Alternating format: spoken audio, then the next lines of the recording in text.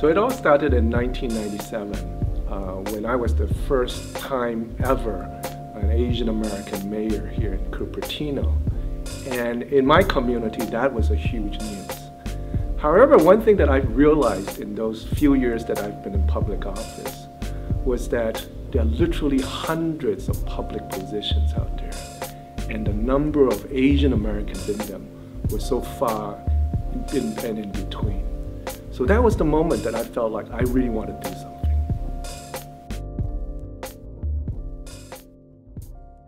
So there I was with a newly minted master's degree and $50,000 in debt. And with so many people out of work and so many different mixed messages about what I should be doing with my career and with my life, a lot of times I felt alone, isolated, definitely overwhelmed and discouraged, you know, even before I had a chance to really set out to achieve my ideals.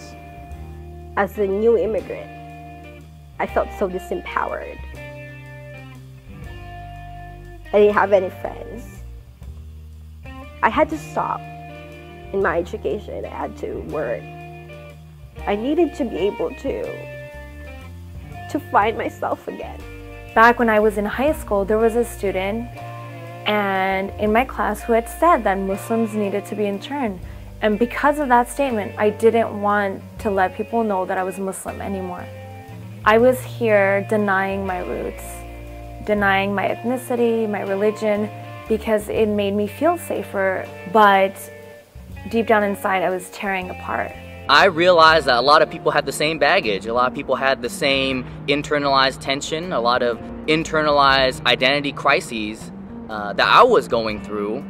So that helped me be reassured that there is a community of people who are just like me. By being together and by discussing it and talking about it, we would be able to be liberated from it.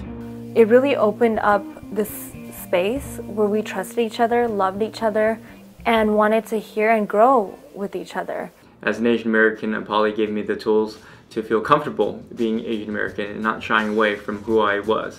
I think many Asian Americans growing up, we always had the sense of what would it be like to be mainstream, to be white. But having that strong sense of identity was helpful. And when you can start sharing stories not only about yourself and about your families, but also about your communities, well, you also become a leader in the process.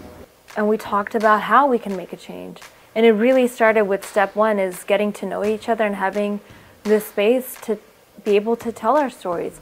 Once I had that foundation of strength as related to my ethnic background, I then transferred into the exploration of strengthening my identity as it relates to my sexual orientation as a member of the LGBT community, and moving forward to strengthen the capacity of what I hope to achieve in representing people in the city of Campbell.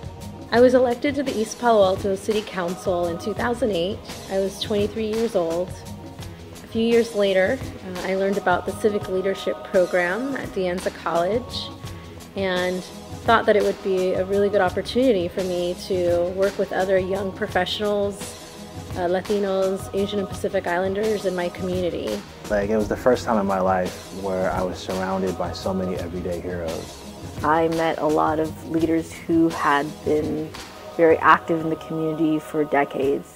I think as a newcomer, it's great to see those who came before you and what they've done, and really understand the history of what has happened here in this area, because it helps you build upon that work. It's a pipeline, a highly successful, a highly effective pipeline for creating tomorrow's futures. We are here today doing what we do because of all the folks who helped build this organization. My experience through APALI that really instilled to me the importance of public service, the importance of making sure those in our community that are less fortunate, that are underserved, are always taken care of by people like myself.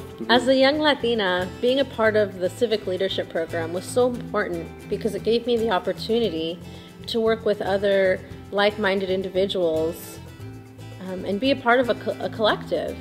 When you invest in APALI, whether it's financial, effort, time, You invest in the collective and comprehensive empowerment of communities that often are not acknowledged in various realms of society. An investment in APALI is an investment in the future generation of potential Silicon Valley, either entrepreneurs or business folks who will create the next big thing or create the environment in which the companies can flourish. You are investing in the future of the community and an informed community citizenry who will be there to make those decisions affecting local community conditions.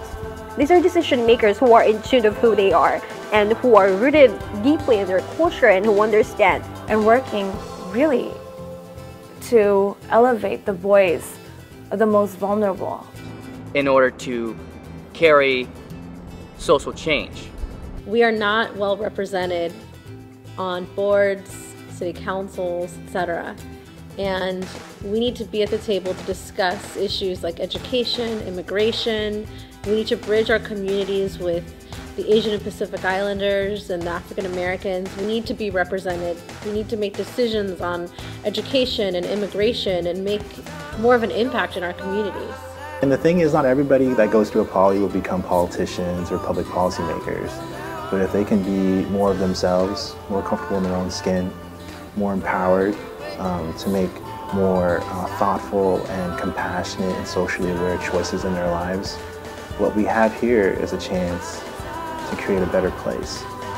When I retire, I want to look back and feel that we have made a difference in producing a whole generation of civically engaged leaders, whether it be in nonprofit, whether it be in a corporate setting, whether it be in a government setting, whether it be in elected office, and that we would have changed the very culture of Asian American civic involvement.